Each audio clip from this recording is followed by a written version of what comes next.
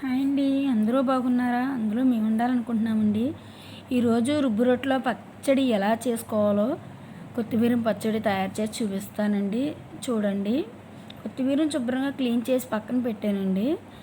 తర్వాత అందులో వేసే వస్తువులు ఏంటంటే జీలకర్ర, పల్లీలు, చింతపండు, ఎండుమిరపకాయలు, పచ్చిమిరకాయలు నుండి బాండీ పెట్టానండి. నూనె పోసాను, కొంచెం వీటెక్కనిచ్చాను. తర్వాత పల్లీలు వేసానండి, కొంచెం అటు ఇటు వేపాను.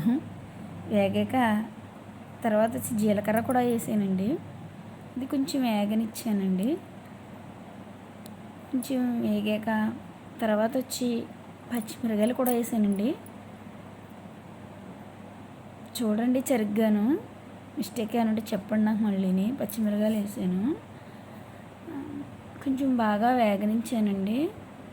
తర్వాత ఎండుమిరపకాయలు కూడా వేసానండి, అవి కూడా వేగనిచ్చాను. తీసేస్తున్నానండి వేగినాయి కాబట్టి. తర్వాత కొత్తిమీర అందులోనే ఆ బాండీలోనే వేసానండి. అది కొంచెం వేగనివ్వాలి కదండి. బాగా వేగనిచ్చి కొంచెంసేపు మూత పెట్టాలండి. తర్వాత అది మళ్ళీ మగ్గిస్తుంది కదండి, అటు పెట్టి మళ్ళీ తిప్పాలి గరిటెతోటి. రోళ్ళు శుభ్రంగా కడిగానండి. ఫస్ట్ వేపిన ఎండుమిరపకాయలు, పల్లీలు ఇవన్నీ కలిపి కొంచెం కచ్చాపిచ్చా రుబ్బాలండి.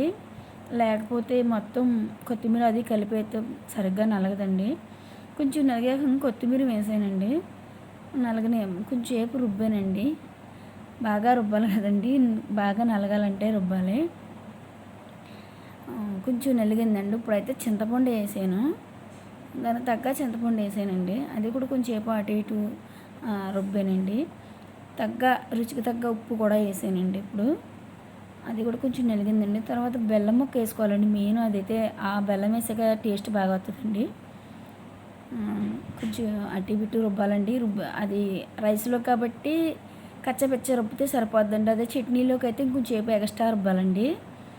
అందుకని చూడండి ఒకసారి, ఇలా చేసుకుంటే బాగుంటుంది పచ్చడి. ఇప్పుడైతే తీసేస్తున్నానండి శుభ్రంగాను, నలిగిపోయింది కాబట్టి. కొత్తిమీర పచ్చడి అండి ఇది. ఏదో నాకు వచ్చినట్టు నేను చేసానండి, అలాగా రెడీ అయిపోయిందండి. Like and share and subscribe నచ్చితే.